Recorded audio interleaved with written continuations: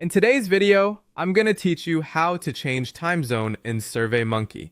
Changing your account's time zone ensures that every date and time you see, like response timestamps, survey close dates, and scheduled messages, matches your local time.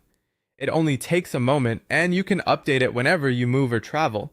Start by heading to the Surveymonkey website. Once you're signed in and on the dashboard, look to the top right corner of the page. You'll see your profile avatar or initials there. Click that to open your account menu and then choose My Account. You'll land on your account page. From here, scroll all the way down until you reach a section labeled General Preferences. This area controls simple but important settings that affect how information is displayed across your account. Within General Preferences, find the time zone setting. To make a change, click the Edit option on the right side of that row. A list of time zones will appear. Use the drop-down or search field to locate the time zone that best matches your location. If you see multiple options for the same region, pick the city that observes the same daylight saving rules as you do. For example, a nearby major city in your time zone is usually a safe choice. After selecting your new time zone, confirm the update by clicking Change Time Zone.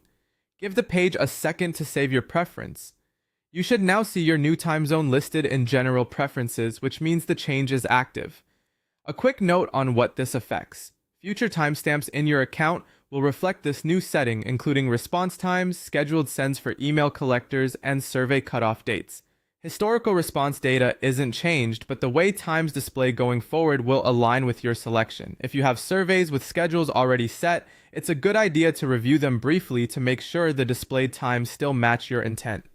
If you don't see the edit button or the time zone setting where expected, try refreshing the page or checking that you're on the My Account overview.